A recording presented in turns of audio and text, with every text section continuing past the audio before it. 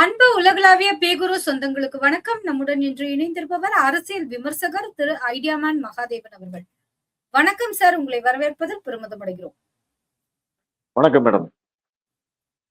தென் மாநில முதல்வர்கள் எல்லோருமே அமித்ஷா அவர்களின் மனத்திற்கு நெருக்கமாகிட்டாங்க அப்படின்னு எடுத்துக்கலாமா? ஏன்னா இன்றைக்கு தென் மாநில முதல்வர்கள் அந்த மாநாடுல ரேவந்த் ரெட்டி அவர்கள் பங்கேற்கவில்லை. தொடர்ந்து பாத்தீங்கன்னா விஜய் மற்றும் அமித்ஷா அவர்கள் கூட உண்டான உறவு ரொம்ப ஒரு மாதிரி ரொம்ப நெடுநாளே உறவு போல தெரிகிறது. இதை நீங்க எப்படி பாக்குறீங்க? இது வழக்கமா நடக்கிறது தான். தென் மாநில முதல்வர்கள் கூட்டம் தென்னகத்துல நடக்குது. அது தமிழ்நாட்டுல இப்ப கோவளம் பக்கத்துல நடந்துகிட்டு இருக்கு. அதுல தென் மாநில முதல்வர்கள் மேக்சிமம் எல்லாருமே கலந்துகிட்டு இருக்காங்க. விஜய் அவர்கள், டி.கே. சிவகுமார், சந்திரபாபு நாயுடு, வி.டி. சதீஷன், பிளஸ் புதுச்சேரி முதலமைச்சர் இவங்க கலந்துகிட்டு இருக்காங்க. அதுல ரேவந்த் ரெட்டி மட்டும் மிஸ் ஆயிருக்காருன்னு புரியுது. காங்கிரஸ் கட்சி அப்படிங்கிறதுனால ரேவந்த் ரெட்டி வராம இருக்கிறதுக்கு வாய்ப்பு இல்லை. மேபி வேற யாராவது அவருக்கு பதிலா யாரையாவது அனுப்பிச்சு வச்சிருக்காங்களா அப்படிங்கிறது தெரியல. பட் இதனால பாஜகவோட நெருக்கம் காட்டுகிறார் அப்படிங்கிறதெல்லாம் அதீதமான ஒரு கற்பனை அப்படின்னு தான் பார்க்கணும். ஏன்னா விஜயை பொறுத்த வரைக்கும் இன்னைக்கு அவர் பாஜகவை நேரடியாக, அதாவது காரணமே இல்லாமல் எதிர்ப்பை காட்டுவது அவரு விரும்பல அப்படிங்கிறது முதல்லயே தெரிஞ்சிருச்சு. அவர் சொல்லவும் செஞ்சுட்டார். நாங்க எல்லாத்துக்கும் மோதல் போக்கை கடைபிடிக்க போவதில்லை. எது மத்திய அரசாங்கத்தோட ஒரு இணக்கமான போக்கை முன்னெடுக்கவே விரும்புகிறோம் அப்படிங்கிறத அவரு வெளிப்படையா சொல்லிட்டாரு. சோ அதுதான் நடந்துகிட்டு இருக்கு. ஆனா இங்க இருக்கக்கூடிய கட்சிகள் அனைத்தும் அவர் ஏன் பாஜகவை எதிர்த்து பேசலன்னு அவங்க கேட்டுக்கிட்டே இருக்காங்க. பட் அதையெல்லாம் அவங்க கண்டுக்கவே இல்லை. தாவேக்காவை பொறுத்த வரைக்கும் அவங்க எதுக்குமே பதில் சொல்றது இல்லை அப்படிங்கிறதுனால நம்ம கேள்வி மட்டுமே கேட்டுக்கிட்டு இருக்க வேண்டியதான். அமித்ஷா அவர்கள் நேற்று வந்ததுக்கு அப்புறமா கோவளத்துல அவரை மீட் பண்ணி பேசியிருக்காரு. நேற்று அவரோட தான் இரவு உணவு சாப்பிட்டிருக்காரு விஜய் அவர்கள். ஸோ அதுல நிறைய விஷயங்கள் பேசியிருப்பாங்க. பிளஸ் இன்னைக்கு அந்த மீட்டிங்லயும் எல்லா மாநில முதல்வர்களும் பேசியிருக்காங்க. அந்த அப்டேட்ஸும் நம்மளுக்கு வந்துகிட்டே இருக்கு. சார், காங்கிரஸை சார்ந்த முதல்வர் ரேவந்த் ரெட்டி அவர்கள் வரல. இதற்கு ஏதாவது பின்னணியில இருக்கும்னு நினைக்கிறீங்களா? ஏன் வரலன்னு நினைக்கிறீங்க? ஏன்னா காங்கிரஸை சார்ந்த டி.கே. சிவகுமார் வந்திருக்காரு. இந்த பக்கம் கேரளத்துல இருந்து சதீஷன் வந்திருக்காங்க. சோ அந்த ஆந்திராங்கிற அந்த ஒரு பெல்ட்டே 2ஆ பிரிஞ்சிருக்கும் போது அவருடைய ரெப்ரசன்டேஷன் இல்லாம இருக்கே சார் தென் மாநில முதல்வர்கள் மாநாட்டுல. ஆக்சுவலா தென் மாநில முதல்வர்கள் மாநாடு அப்படின்னாலுமே இந்த தென் மாநிலம் முழுவதுமே இன்னைக்கு காங்கிரஸ் கட்டுப்பாட்டுல இருக்கு அப்படிங்கிறது தானே நம்ம புரிஞ்சுக்க வேண்டியிருக்கு. தெலுங்கானா, இப்ப ஆந்திரா மட்டும் சந்திரபாபு நாயுடு இருக்காரு, பாஜக இருக்காங்க. இங்க கர்நாடகா இருக்கு. பிளஸ் இங்க தமிழ்நாட்டுல காங்கிரஸ் உடைய கூட்டணி கட்சியான தாவேகா தான் ஆட்சியில இருக்காங்க. சோ அப்போ கிட்டத்தட்ட ஒரு 5 மாநிலங்களில் 3 மாநிலங்கள் காங்கிரஸ் உடைய கைப்பிடியில இருக்கு. அதுல டி.கே. சிவகுமாரும் நீங்க சொன்ன மாதிரி கேரள முதலமைச்சர் வி.டி. சதீஷன் அவர்களும் கலந்துகிட்டு இருக்காங்க. ரேவந்த் ரெட்டி மேபி ஏதாவது ரீசனுக்காக இருக்கலாம். அரசியல் காரணங்களுக்காக அவர் வராமல் போனார் அப்படிங்கிறத அந்த மாதிரி எதுவும் தகவல் வரல இது வரைக்கும். வேற ஏதாவது கமிட்மெண்ட்ஸ் இருக்கிறதுனால கூட அவர் வராம இருந்திருக்கலாம் தான் நினைக்கிறேன். சரி, இந்த தென் மாநில முதல்வர்கள் மாநாடுல அதாவது 1 to 1 நேரா சந்திக்கிற வாய்ப்பு இருக்கு தமிழக முதலமைச்சர் விஜய்க்கும் கர்நாடக முதலமைச்சர் திரு டி.கே. சிவகுமார் அவர்களுக்கும். அப்படி அவங்க பார்க்க நேர்ந்தா மேகதாது அணை விவகாரம் தொடர்ந்து 3 தமிழர்களின் கொலை, கன்னடத்தில் நடந்த 3 தமிழர்களின் கொலை, இதை குறித்து அவங்க பேசுவதற்கான வாய்ப்புகள் இருக்குன்னு நினைக்கிறீங்களா? எப்படி பாக்குறீங்க சார்? பேசணும். ஆக்சுவலா நீங்க கேட்ட மாதிரி முதலமைச்சர் விஜய் அவர்கள் காவிரி நீர் விவகாரம் தொடர்பாகவும், மேகதாது அணை கட்டுவது தொடர்பாகவும், தமிழர்கள் கொல்லப்பட்டது தொடர்பாகவும் தன்னுடைய கண்டனத்தை பதிவு செய்ய வேண்டும் அப்படிங்கிறது ஒட்டுமொத்த தமிழர்களுடைய மனக்குரலாத்தான் இருக்கு. ஆனா விஜய் அவர்கள் பேசினதாக இதுவரை வந்த செய்திகளை பார்க்கும்போது நம்மளுக்கு ஒரு மிகப்பெரிய ஏமாற்றம் தான் இருக்கு. ஏன்னா டி.கே. சிவகுமார் அந்த கூட்டத்துல பேசுறாரு, நாங்க மேகதாது அணையை கட்டியே தீருவோம். மேகதாது அணை கட்டுவதால் தமிழகத்திற்கும் புதுச்சேரிக்கும் தான் நன்மை. நாங்க ஒரு சொட்டு தண்ணீரை கூட இங்க உங்களுக்கு வேஸ்ட் ஆகாது. எங்க கர்நாடகாவை விடவும் தமிழகத்துக்குத்தான் அதிக நன்மை அப்படின்லாம் அந்த கூட்டத்துல பேசுறாரு. அதற்கு பிறகு இவர் விஜய் அவர்கள், தமிழக முதலமைச்சர் அவர்கள் பேசுனதா சில செய்திகள் வருது. அவர் என்னென்ன பேசுறாரு? அவர் நீட் தேர்வுக்கு விலக்கு கொடுக்க வேண்டும், மாநில இடங்களுக்கு +2 மதிப்பெண் அடிப்படையிலேயே மருத்துவ சேர்க்கை நடத்துவதற்கு மத்திய அரசு அனுமதி கொடுக்க வேண்டும். அதற்கு பிறகு நிதி விவகாரம் தொடர்பாக சுயாட்சி எங்களுக்கு வேண்டும். மாநிலங்கள், தென் மாநிலங்கள் தான் அதிகமா நிதி பகிர்வு உங்களுக்கு வந்து பெர்சன்டேஜா நாங்க கொடுக்குறோம். ஆனா எங்களுக்கு வந்து குறைவான நிதி பகிர்வு தான் கொடுக்கப்படுகிறது. அதனால அதை வந்து அதிகப்படுத்தணும். பிளஸ் காவிரி நீர் மேலாண்மை வாரியம் என்ன உத்தரவுகளை பிறப்பித்ததோ அதை அமல்படுத்த வேண்டும். உச்சநீதிமன்ற தீர்ப்புகளை மதிக்க வேண்டும். முல்லை பெரியாறு அணையை 152 அடியாக வந்து உயர்த்தப்பட வேண்டும். இப்படி பொத்தாமதுவா பேசிட்டு அவர் உட்கார்ந்துட்டார். இது நம்மளுக்கு வந்த செய்தி. இப்ப நான் என்ன கேக்குறேன், கர்நாடக முதலமைச்சர் கர்நாடகாவிலிருந்து தமிழகம் வந்து இங்க நடக்கிற கூட்டத்துல வந்து நான் மேகதாது அணை கட்டுவோம், கட்டினால் தமிழகத்திற்கு நன்மை அப்படின்னு அவர் பேசுறாருன்னா, அதை மறுத்து தமிழக முதலமைச்சர் பேசியிருக்கணும் இல்ல, அங்கேயே குரல் கொடுத்திருக்கணும் இல்ல. காவிரி நீர் மேலாண்மை வாரியம் பிறப்பிக்கும் உத்தரவுகளை அமல்படுத்த வேண்டும் அப்படின்னா அமல்படுத்தாம போனது யாரு? அங்க உங்க பக்கத்துல உட்கார்ந்து இருக்கிற கர்நாடக முதலமைச்சர் டி.கே. சிவகுமார். அப்ப அவர் வந்து அமல்படுத்த மாட்டாரு, நீங்க வந்து அமித்ஷா கிட்ட கோரிக்கை வைப்பீங்க அப்படின்னா இது என்ன நியாயம்? இது என்ன கேவலமான அரசியல்னு எனக்கு ஒண்ணுமே புரியல. என்ன தமிழக முதலமைச்சர்களுக்கு வந்து ஏன் அந்த தைரியம் வரமாட்டேங்குது? காங்கிரஸ் கட்சியை மட்டும் எதிர்த்து பேச மாட்டீங்களா நீங்க? பாஜக அப்படின்னா பயங்கரமா சவுண்ட் கொடுக்குறீங்க, பாசிச பாஜகவே அப்படின்னு சொல்றீங்க. ஆனா அதுவே காங்கிரஸ் கட்சின்னா கர்நாடகாவில இருந்து இங்க வந்து பேசிட்டு இருக்காரு, கர்நாடகாவில இருந்து இங்க வந்து தேர்தல் பிரச்சாரம் பண்ணுவாரு. ஆனா அவர் வந்து அங்க போயிட்டு தமிழ்நாட்டுக்கு நாங்க தண்ணி கொடுக்க மாட்டோம் அப்படின்னு சொல்லுவாரு. சரி, இங்க வந்து நீங்க என்ன பேசியிருக்கணும்? காவிரி நீர் காவிரி மேலாண்மை வாரியம் உத்தரவிட்ட பிறகும், உச்சநீதிமன்றம் உத்தரவிட்ட பிறகும் காவிரி நீரை திறந்து விடாத கர்நாடக அரசுக்கு எங்களுடைய கடுமையான கண்டனங்களை தெரிவித்துக் கொள்கிறேன் அப்படின்னு சொல்லிட்டு நீங்க வந்து உச்சநீதிமன்ற தீர்ப்புகளையும் மேலாண்மை வாரிய தீர்ப்புகளையும் அமல்படுத்த வேண்டும் அப்படின்னு சொல்லியிருந்தீங்கன்னா அது ஒரு நியாயம் இருக்கு. அவங்க காவிரி நீரை திறந்து விட மாட்டேன்னு அவங்க சொல்லுவாங்களாமா, இவர் வந்து அமித்ஷாவை பார்த்து நீங்க வந்து மேலாண்மை வாரியம் தீர்ப்புகளை அமல்படுத்த வேண்டும் அப்படின்னு இவர் கேட்பாராமா. இத்தனைக்கும் விஜயும் டி.கே. சிவகுமாரும் தான் பக்கத்துல பக்கத்துல உட்கார்ந்துருக்காங்க. அப்ப இது ஏன் வந்து நீங்க ஒரு ஒரு மென்மையான குரல்ல பேசுறீங்க? ஏன் ஒரு மென்மையான போக்கை கடைபிடிக்கிறீங்க? ஏன்னா காங்கிரஸ் உங்களோட கூட்டணியில இருக்கு. இன்னைக்கு காங்கிரஸுடைய தயவு உங்களுக்கு தேவை. இன்னைக்கு மட்டும் இல்ல, 2029 உங்களுக்கு அந்த தயவு தேவை. இதெல்லாம் யோசிச்சுதான் நீங்க வந்து பேசுவீங்களா? மேகதாது அணை அவர் கட்டியே தீர்வோம்னு சொல்றாரு. மேகதாது அணை கட்டுவதற்கு தமிழகம் உள்ளிட்ட எந்த மாநிலமும் ஒருபோதும் அனுமதிக்காதுன்னு ஒரு வார்த்தை சொல்லணுமா வேண்டாமா? எதுக்கு பிரச்சனை எடுக்கிறீங்க? அங்கேயே உட்கார்ந்து பேசலாம் இல்ல? அங்க கர்நாடகா இருக்கு, கேரளம் இருக்கு, புதுச்சேரி இருக்கு. 3 மாநிலத்தோடைய அனுமதி தேவை அவங்களுக்கு. கர்நாடகாவுக்கு தமிழகம், கேரளம், புதுச்சேரி இந்த 3 மாநிலங்களும் தடையில்லா சான்று கொடுத்தால் மட்டும்தான் அவர்கள் மேகதாது அணையை கட்டவே முடியும். அப்ப அங்கே உட்கார்ந்து தமிழகம் ஒருபோதும் அனுமதிக்காது. மேகதாது அணை கட்டினால் தமிழகம் வந்து பாலைவனமாகும். கர்நாடகத்தை நம்புவதற்கு நாங்கள் தயாராக இல்லை. ஏற்கனவே நீங்க வந்து தண்ணீரை எல்லாம் வச்சுக்கிட்டு தான் நீங்க வந்து தண்ணி இல்ல திறந்து விட மாட்டோம் அப்படின்னு சொன்னீங்க. ஒரே நாள் மழைக்கு அங்க வந்து தண்ணி வந்துருச்சு, ரொம்பிடுச்சு, மழையெல்லாம் ரொம்பிடுச்சு. இப்பவும் வந்து கிட்டத்தட்ட அனைத்து அணைகளிலும் 90% மேல் அவர்களுக்கு வந்து நீர் இருப்பு இருக்கு. ஆனா திறந்து விட மாட்டேங்கிறாங்க. மேலாண்மை வாரிய தீர்ப்பை மதிக்க மாட்டாங்க, உச்சநீதிமன்ற தீர்ப்பை மதிக்க மாட்டாங்க. ஆனா முதலமைச்சர் பேச மாட்டாரு. உங்களுக்கு ரைட் சைட்ல இருக்கிற டி.கே. சிவகுமார வந்து கண்டிச்சு பேசாம உங்களுக்கு லெப்ட் சைட்ல இருக்கிற அமித்ஷாவை மட்டும் கேள்வி கேட்பீங்க, அவருக்கு வந்து நாங்க மெசேஜ் சொல்லுவோம் அப்படின்னு அது என்ன அர்த்தம்? தமிழக உரிமைக்காக குரல் கொடுக்கிறோம் அப்படின்னு நீங்க யாரை எதிர்த்து யாரை ஏமாத்திட்டு இருக்கீங்க? நீங்க இதுக்கு பேர் தான் உரிமைக்கு குரல் கொடுக்கிறதா? நம்ம பாக்குறோம், தமிழகத்துல பல்வேறு பிரச்சனைகள் இருந்து கொண்டிருக்க, குறிப்பா இந்த சிஜேபி மாணவர்கள் போராட்டம் நடந்தது இல்லையா?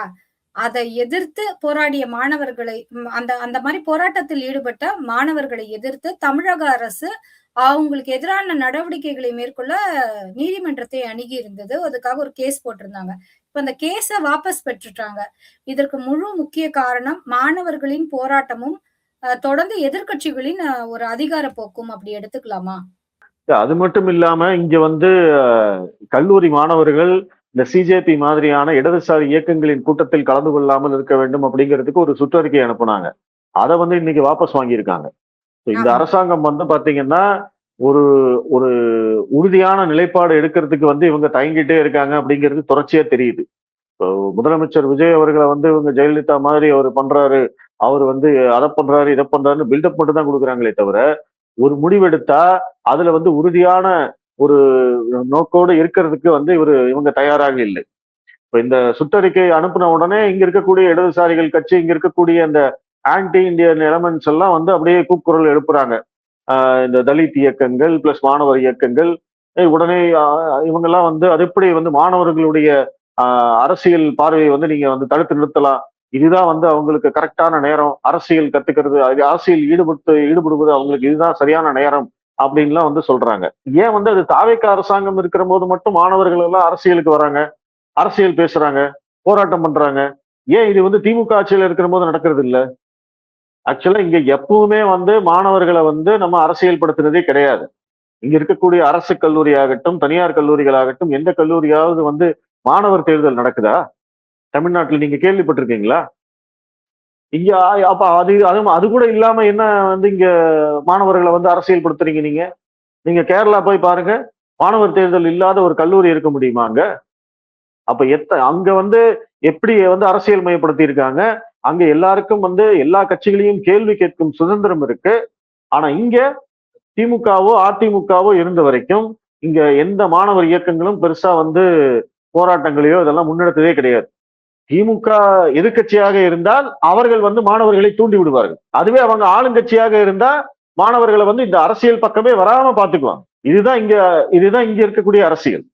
அதற்கு வந்து இடதுசாரி இயக்கங்கள்லாம் துணை போகும். திமுகவுக்கு ஜால்ரா போட்டுட்டு தானே இருந்தாங்க இப்ப கடந்த 10 வருஷமா. அப்ப இன்னைக்கு வந்து தாவேக்கா ஆட்சி வந்த உடனே இவங்கெல்லாம் மாணவர்களை வந்து அரசியல் மயப்படுத்துகிறார்களா? தாவேக்கா அரசாங்கம் எடுத்த நிலைப்பாடு சரி. அவன் இங்க கஷ்டப்பட்டு ஃபீஸ கட்டி படிக்க வச்சா அந்த மாணவர்களை வந்து இவங்க அரசியலுக்கு கூட்டிட்டு போவாங்களாமா, போராட்டத்துக்கு கூட்டிட்டு போவாங்களாமா? அத வந்து நாங்கெல்லாம் வேடிக்கை பார்க்கணுமா? இது சுற்றறிக்கையை வாபஸ் வாங்கினதே தவறு முதல்ல. பிளஸ் அரசியல் அழுத்தங்களுக்கு அடிபணிய ஆரம்பித்தால் தாவேக்கா தொடர்ச்சியாக இதைத்தான் செய்ய முடியும். ஏன்னா இங்க இருக்கக்கூடிய அரசியல் கட்சிகள் அத்தனையுமே அப்படிதான் பண்ணுவாங்க. இது தாவேக்கா அரசாங்கம் தொடர்ச்சியா அதை பண்ணிக்கிட்டே இருக்காங்க. ஒரு முடிவு எடுக்க வேண்டியது, அப்புறம் பின்வாங்க வேண்டியது. ஒரு முடிவு அறிவிக்க வேண்டியது, அப்புறம் பின்வாங்க வேண்டியது. இதை பண்ணிக்கிட்டே இருக்காங்க. நெறைய ப்ரூஃப்ஸோட என்னோட டேபிள்ல ஃபைல்ஸ் இருக்கு. அத ஓப்பன் பண்ண வச்சுறாதீங்க அப்படின்னு சொல்லியிருக்காரு முதலமைச்சர். என்ன ஓப்பன் பண்ணக்கூடாது? என்ன ப்ரூஃப்? ஓப்பன் பண்ணாம இருக்கிறதுக்கு என்ன செய்யணும் அப்படிங்கறத சொல்லாம விட்டாரு. திமுகவுக்கு எதிராக ஃபைல்ஸ் இருக்கு அப்படிங்கறத நிதியமைச்சர் மரிய வில்சன் அவரே சொல்லிட்டாரு. சரி, ஓகே, ஃபைல்ஸ் எல்லாம் நாங்க கொடுத்துட்டோம். அதுல வந்து திமுகவுக்கு எதிரான ஆதாரங்கள் இருக்கு. அதை வந்து முதலமைச்சர் திறக்கும் போது அன்னைக்கு இருக்கு உங்களுக்கு அப்படின்னு வந்து அப்படியே மிரட்டிட்டு போனாரு மரிய வில்சன். இன்னைக்கு நேத்து வந்து முதலமைச்சர் விஜய் அவர்கள் ஒரு பஞ்ச் டைலாக் பேசுறாரு. அது ஆக்சுவலா வந்து அதை எழுதி கொடுத்தவங்க வந்து ஒரு பஞ்ச் டைலாக் மாதிரி அவர் டெலிவரி பண்ண சொல்லியிருக்காங்க. அதை வந்து ஓபன் பண்ண வச்சிடாதீங்க, ஓபன் பண்ண வச்சா நீங்க எல்லாம் தாங்க மாட்டீங்க அப்படின்னு வந்து டைலாக் பேசியிருக்காரு. அதுல வந்து 2 விஷயம் இருக்கு. ஒண்ணு, உங்க டேபிள்ல ஃபைல் வந்தாச்சு, நீங்க அதை பாக்குறேன் அப்படின்னு சொல்லிட்டீங்க அப்படின்னா திமுக செய்த ஊழல்களை அம்பலப்படுத்துவது தானே உங்களுடைய வேலையா இருக்கணும். நீங்க அதை விட்டுட்டு அந்த ஃபைலை ஓபன் பண்ண வச்சிடாதீங்க அப்படின்னு ஒரு டைலாக். அதற்கு பிறகு அதை வந்து எப்போ ஓபன் பண்ணணும், எப்படி ஓபன் பண்ணணும், என்ன நடவடிக்கை எடுக்கணுங்கிறத நாங்க முடிவு பண்ணுவோம் அப்படிங்கிறது ஒரு டைலாக். அப்படின்னா நீங்க என்ன பண்ண போறீங்க? திமுகவோட ஏதாவது டீலிங்ல இருக்கீங்களா? அவங்களோட வந்து ஏதாவது செட்டிங் போட்டிருக்கீங்களா? நீங்க இந்த ஃபைலை ஓபன் பண்ணாம இருக்கணும்னா அவங்க கிட்ட ஏதாவது டீலிங் பேசியிருக்கீங்களா? இல்ல நாங்க எப்ப வேணாலும் ஓபன் பண்ணுவோம் அப்படின்னு சொல்லும் போது அப்ப உங்களுடைய அரசியல் பழிவாங்களுக்கு அந்த ஃபைலை யூஸ் பண்ண போறீங்களா?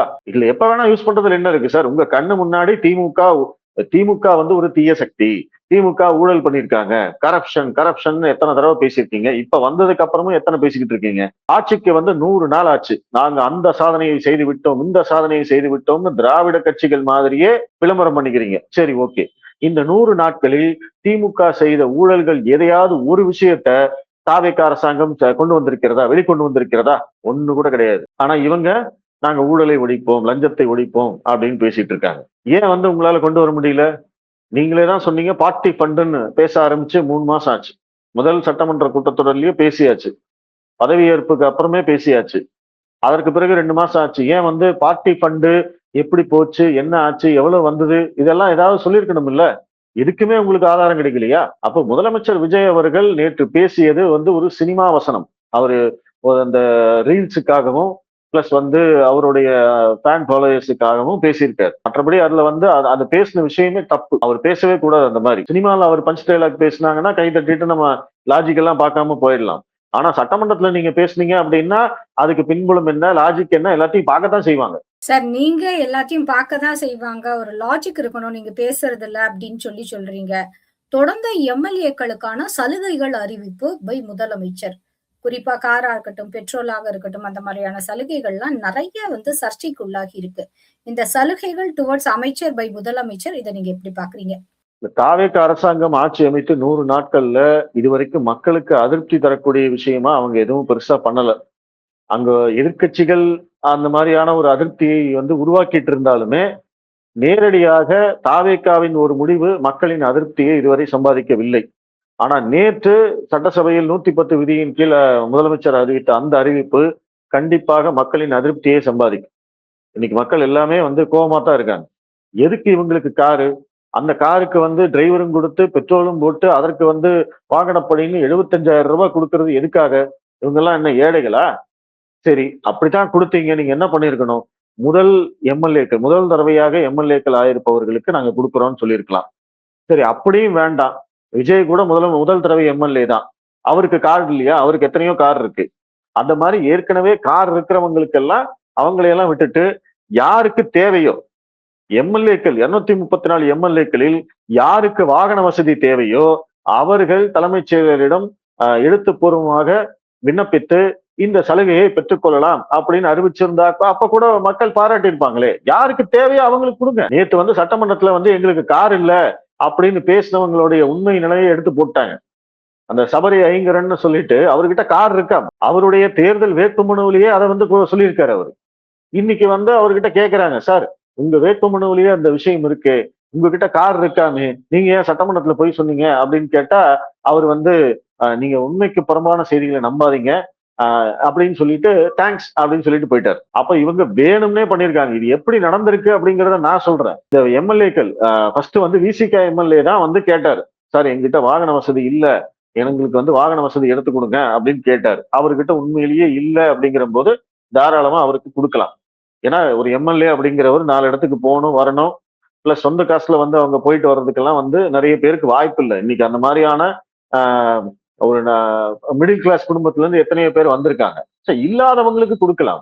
இருக்கிறவங்களுக்கு எதுக்கு கொடுக்குறீங்க? அதற்கு இவங்க என்ன பண்ணிருக்காங்க, தாவேகாவில இருந்து 2 எம்எல்ஏக்களை வந்து எங்களுக்கு வாகன வசதி வேணும் அப்படின்னு பேச வச்சு, அதற்கு வந்து முதல்வர் ரிப்ளை பண்ற மாதிரி பாருங்க, நாங்க வந்து எல்லாத்துக்கும் கார் கொடுக்க போறோம், வாகன படி கொடுக்க போறோம் அப்படின்னு சொல்லி ஒரு அறிவிப்பு கொடுத்திருக்காங்க. அப்ப இது வந்து பாத்தீங்கன்னா இவர் கேட்கிற மாதிரி கேட்டு இவங்க கொடுத்திருக்காரு.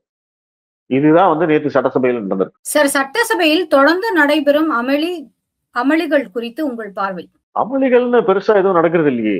அந்த அளவுக்கு வந்து பெரிய சண்டைகள், சர்ச்சைகள் அந்த மாதிரிலாம் எதுவுமே நடக்கல. ஆக்சுவலா அந்த மாதிரிலாம் நடக்கும் அப்படின்னு நம்ம எல்லாம் எதிர்பார்த்தோம். அது நடக்கல அப்படிங்கிறதே வந்து நம்மளுக்கெல்லாம் வந்து ஒரு ஏமாற்றம் தான். ஏன்னா திமுக வந்து ஒரு மிகப்பெரிய அளவுல தாவேக்காவை கார்னர் பண்ணுவாங்க. ஒரு ரொம்ப இதுவா வந்து கேள்வி கேட்பாங்க.